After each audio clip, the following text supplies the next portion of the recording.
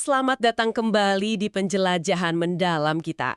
Kali ini kita geser fokus sedikit ya. Dari yang filosofis soal apa itu kecerdasan, kita coba lihat yang lebih dekat, dampak AI di masa depan yang ya udah di depan mata. Sumber kita bab 3 dari Life 3.0 karya Max Tegmark. Jadi, misi kita hari ini, kita bongkar bareng terobosan AI yang bikin wah keren banget, tapi juga lihat sisi lainnya, potensi masalah sama pentingnya keamanan. Terus, gimana hukum coba ngejar? Soal senjata otonom yang kontroversial itu. Terus, nah ini, efeknya ke dunia kerja. Sama sedikit soal kemungkinan AI bisa selevel manusia nggak sih?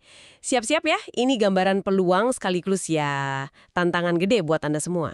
Oke, kita mulai dari yang bikin kagum dulu deh. Ada beberapa lompatan keren kan belakangan ini di dunia AI. Kayaknya tiap minggu ada aja berita baru. Betul. Perkembangannya cepet banget. Salah satu yang fundamental, itu namanya Deep Reinforcement Learning. Contoh paling sering disebut itu AI-nya DeepMind yang belajar main game Atari jadul, Breakout. Oh iya, yang itu ya? Iya, jadi tanpa dikasih tahu cara mainnya, cuma dikasih poin kalau berhasil, AI ini nggak cuma jadi jago, tapi nemu strategi yang, wah, jenius banget. Dia bobol tembok samping biar bolanya mantun terus di belakang, skornya naik otomatis. Wah, curang dong dia. Haha, ya nggak curang sih, tapi cerdik. Bayangin aja potensi ini kalau diterapin ke robot fisik. Dia bisa belajar jalan sendiri di medan sulit atau lakuin tugas-tugas motorik kompleks, cuma dikasih insentif, dikasih poin kalau ada kemajuan. Jadi kayak AI belajar mandiri gitu. Kadang malah lebih jago dari penciptanya untuk tugas spesifik itu. Mirip kayak AlphaGo ya, yang ngalahin juara dunia Go, Lee Sedol, itu kan bukan cuma soal menang kalah, tapi ada momen, langkah ke-37 di game kedua, itu katanya langkah itu aneh banget, nggak kepikiran sama Master Go sekalipun. Apa itu bisa dibilang AI punya kreativitas? Nah, itu dia poin menariknya. AlphaGo itu canggih karena dia menggabungkan dua hal. Ada intuisinya dari deep learning, jadi dia bisa ngenalin pola di papan Go, bisa nebak siapa yang lagi unggul. Tapi itu digabung sama logika pencarian langkar dari AI gaya lama, yang biasa disebut GoFi itu. GoFi, Good Old Fashioned AI. Betul, jadi dia mikir sistematis buat milih langkah terbaik. Kombinasi ini nunjukin AI itu bukan cuma kalkulator super cepat, tapi bisa punya, ya, semacam strategi yang kreatif. Mungkin ini sedikit ngubah pandangan Anda soal batas kemampuan mesin ya. Iya juga ya. Nah, kemajuan lain yang kerasa banget itu di bahasa. Google Translate deh contohnya. Dulu kan sering lucu ya hasilnya kalau kita coba terjemahin bolak-balik, tapi sejak 2016 katanya kualitasnya naik drastis pakai Deep Recurrent Neural Networks itu. Iya, lompatannya signifikan banget. Di buku contohnya ada terjemahan Inggris-Spanyol bolak-balik. Versi lama hasilnya agak, ya, aneh. Tapi versi baru 2016 jauh lebih oke. Tapi tetap aja kan AI masih suka salah paham konteks dunia nyata. Nah, itu dia. Masih ada kelemahannya. Itu kelihatan jelas di tantangan namanya Winograd-Shima Challenge.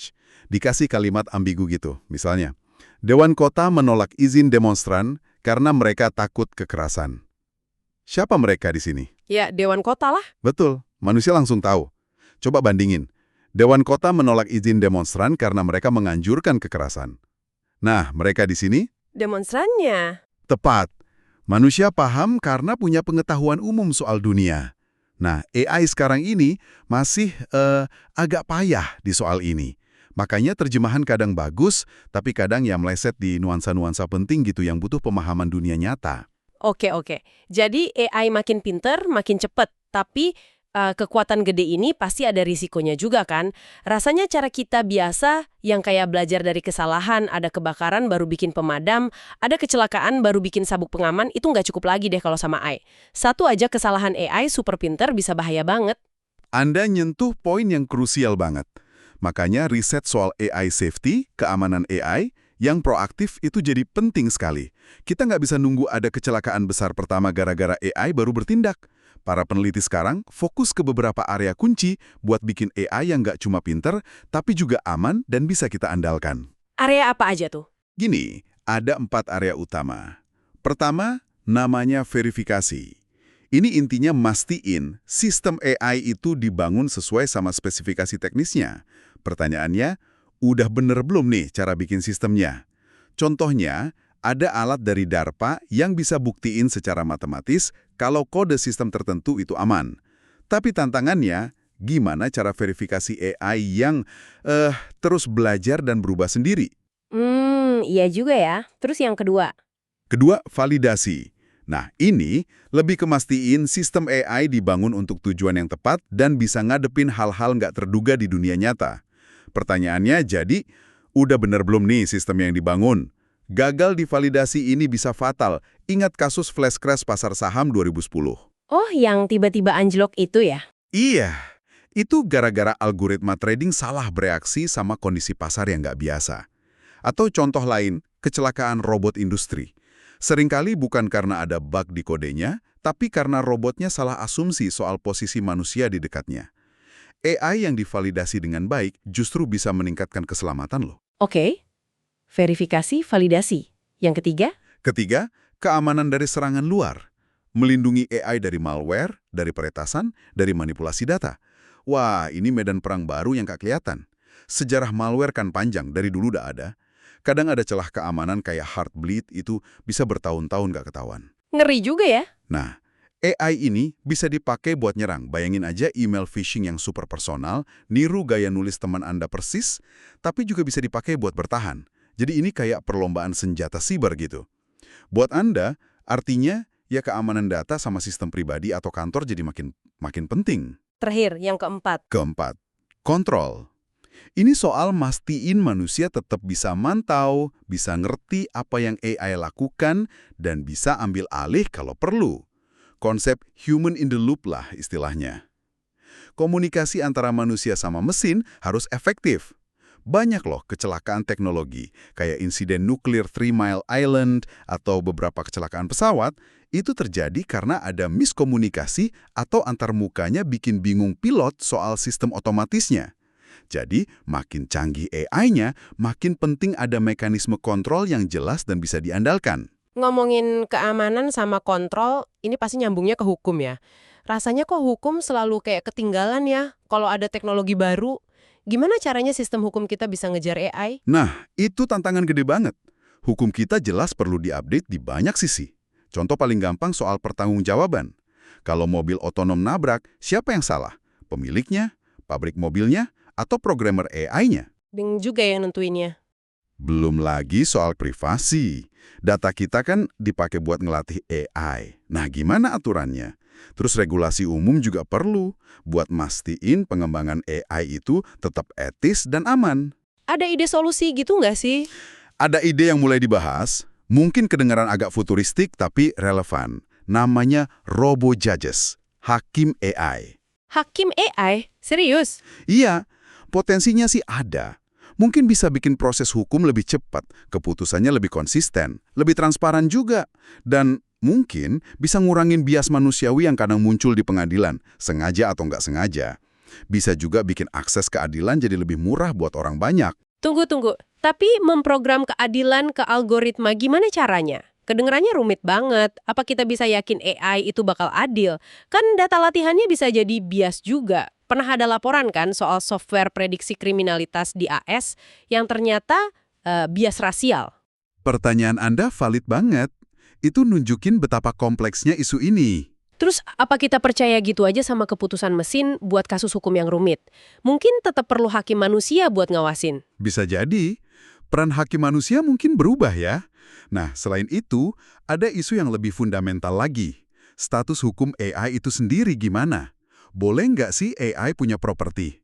Kalau boleh, wah, AI super pintar bisa jadi entitas ekonomi yang super kaya dan kuat banget dong. Kayak perusahaan gitu ya? Mirip. Pertanyaan lanjutannya, boleh nggak AI punya hak? Misalnya hak pilih, kalau suatu saat nanti dianggap sadar. Ini mungkin kedengeran aneh sekarang, tapi coba pikirin. Korporasi kan entitas non-manusia, tapi punya banyak hak legal dan kekuatan ekonomi. Jadi pertanyaan soal status hukum AI ini bukan lagi fiksi ilmiah loh, tapi isu nyata yang dampaknya gede banget buat masyarakat kita ke depan. Oke. Dari hukum kita geser ke area yang juga, panas banget perdebatannya. Senjata otonom atau Autonomous Weapon Systems, AWS. Yang sering disebut robot pembunuh itu. Istilahnya aja udah bikin merinding ya. Ini memang topik yang sangat memecah belah. Argumennya ada di dua sisi. Yang pro bilang, AWS ini bisa jadi lebih manusiawi, mesin lawan mesin, jadi korban jiwa tentara bisa berkurang.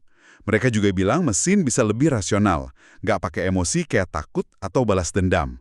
Dan secara teori, bisa diprogram buat patuh sama hukum perang lebih ketat daripada manusia. Tapi kan kekhawatirannya juga gede banget.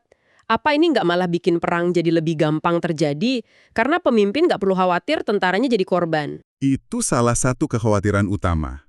Risiko lainnya itu kecelakaan atau eskalasi yang nggak terkendali. Bayangin kalau ada satu bug atau AI salah interpretasi di medan perang, konsekuensinya bisa global. Ingat kan insiden-insiden di masa lalu yang nyaris bikin perang nuklir gara-gara kesalahan sistem atau salah baca radar? Dengan EWS, risiko kayak gitu jadi nyata.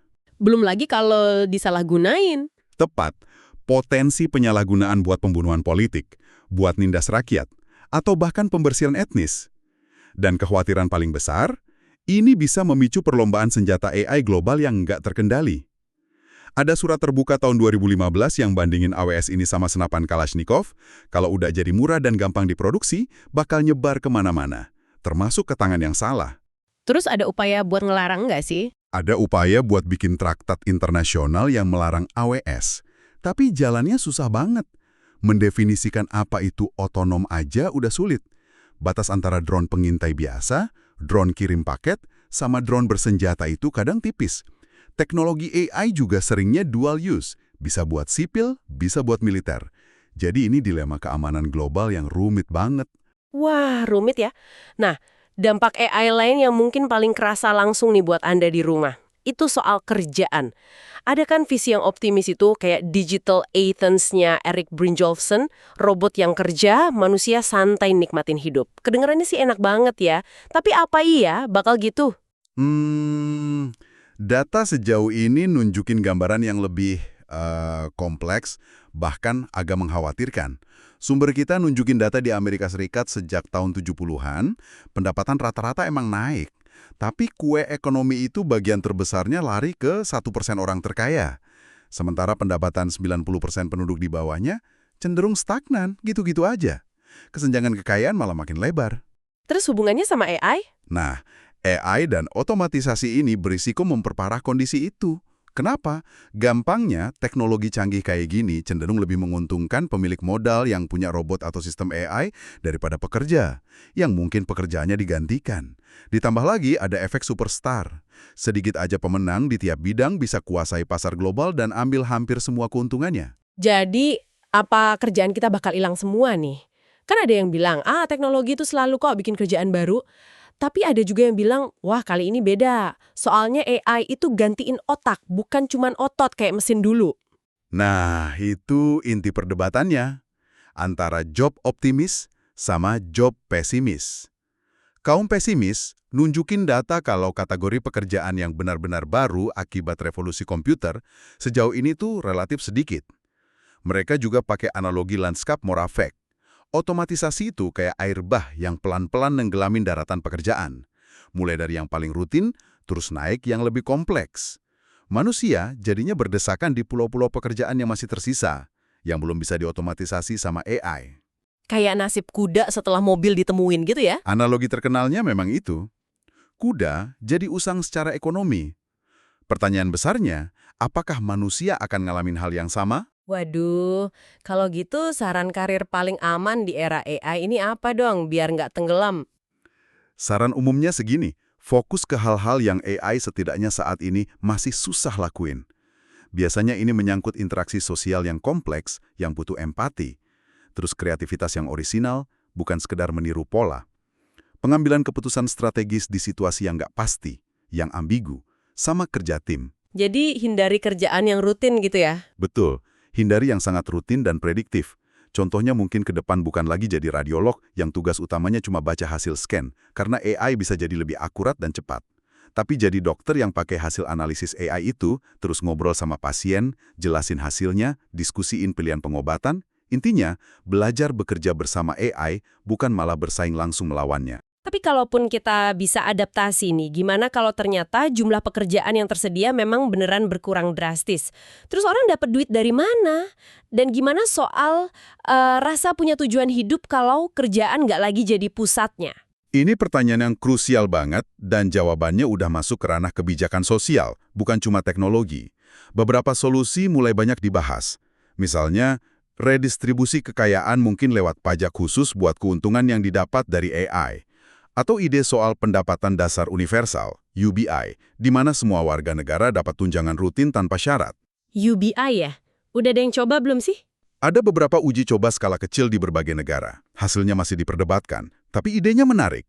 Perlu diingat juga, teknologi kan udah ngasih banyak hal berharga secara gratis ke kita. Akses informasi lewat internet, komunikasi mudah, hiburan. Mungkin nilai ekonomi bukan satu-satunya ukuran nilai. Maksudnya? Balik ke analogi kuda tadi, kita kan masih merawat kuda, melatihnya, bahkan sayang sama kuda, meskipun secara ekonomi mereka udah nggak seproduktif dulu kan? Nah, pertanyaannya, bisakah kita sebagai manusia juga merawat sesama manusia yang mungkin kehilangan peran ekonominya karena AI? Ini udah jadi pilihan sosial kita bersama sih. Buat Anda, ini soal gimana caranya adaptasi secara pribadi, tapi juga gimana kita mau merancang masyarakat kita ke depan. Oke. Pembahasan yang dalam banget soal kerjaan. Terakhir nih, pertanyaan paling gedenya. Kapan atau mungkin apakah AI ini bakal nyampe ke kecerdasan setingkat manusia secara umum? Yang disebut AGI itu, AI yang bisa ngelakuin hampir semua tugas kognitif sebaik kita. Jawaban jujurnya, gak ada yang tahu pasti. Prediksi dari para ahli sendiri macam-macam banget. Ada yang bilang beberapa dekade lagi, ada yang bilang berabad-abad. Ada juga yang bilang nggak akan pernah. Meramal teknologi itu susah banget. Tapi, argumen lama yang bilang kalau hardware komputer nggak akan cukup kuat atau bakal terlalu mahal buat niru otak manusia, nah, argumen itu udah mulai goyah sekarang. Oh iya, jadi secara teori komputasinya udah mungkin gitu. Perkiraan kebutuhan komputasi buat otak manusia itu memang angkanya beda-beda ya. Kalau tujuannya mau simulasi otak sampai detail banget, mungkin butuh superkomputer kelas exaflop. Itu gede banget dayanya. Tapi, kalau tujuannya cuma buat mencapai kecerdasan yang setara manusia, mungkin butuhnya jauh lebih sedikit. Seberapa sedikit? Ada estimasi dari Hans Moravec, dia bandingin komputasi di retina mata sama otak secara keseluruhan. Perkiraannya butuh sekitar 10⁻13 flops, itu satuan kecepatan komputasi. Nah, angka segitu, menurut sumber kita, udah dicapai sama komputer biasa seharga $1.000 di tahun 2015. Wah, serius? Jadi secara hardware mungkin udah deket banget dong. Poin utamanya bukan angka pastinya sih, tapi lebih ke arah bahwa keterbatasan hardware itu kayaknya bukan lagi jadi penghalang utama. Tantangan terbesarnya sekarang lebih geser ke software atau algoritmanya, gimana cara kita nemuin resep yang tepat buat bikin kecerdasan itu muncul. Dan kemajuan di area algoritma ini cepat banget dan sering nggak terduga. Jadi kesimpulannya gimana soal AGI? Kesimpulannya, AGI itu bukan sesuatu yang pasti bakal datang dalam waktu dekat, tapi juga nggak ada argumen kuat yang bilang itu nggak mungkin terjadi. Kemungkinannya nyata, dan karena konsekuensinya bisa gede banget, ya perlu kita pikirkan serius mulai sekarang. Ini nanti nyambungnya ke potensi ledakan kecerdasan, tapi itu mungkin buat pembahasan lain kali ya. Oke. Jadi setelah kita menjelajahi bab 3 ini bareng-bareng, apa nih rangkuman utamanya buat Anda semua yang dengerin? Jelas ya, potensi AI dalam waktu dekat ini luar biasa banget. Bisa mengubah sains, industri, dan kehidupan kita sehari-hari. Tapi di sisi lain, tantangannya juga nggak kalah besar. Gimana mastiin AI ini aman dan bisa kita andalkan? Gimana bikin aturan hukum yang adil? Gimana mencegah perlombaan senjata yang lepas kendali? Dan gimana kita ngatasin guncangan besar di dunia kerja dan ekonomi? Kuncinya kayaknya di perencanaan yang proaktif ya. Betul sekali. Keputusan-keputusan yang kita ambil sekarang soal standar keamanan, soal etika pengembangannya, soal gimana kita mau berbagi manfaat dari AI ini, itu bakal sangat tentuin arah masa depan kita. Dan ini bukan cuma tanggung jawab peneliti AI atau pemerintah aja loh, tapi jadi percakapan penting yang perlu melibatkan kita semua. Nah, sebagai penutup, mungkin ada satu hal yang bisa jadi bahan renungan buat Anda. Bisa jadi nih, tantangan terbesar dari AI itu sebenarnya bukan di teknologinya itu sendiri, tapi justru di kemauan kita sebagai manusia. Kemauan untuk berbagi kemakmuran yang dihasilkan AI secara adil. Dan juga kemauan kita untuk bertanya lagi, apa sih artinya jadi manusia kalau nanti kita bukan lagi makhluk terpintar di planet ini?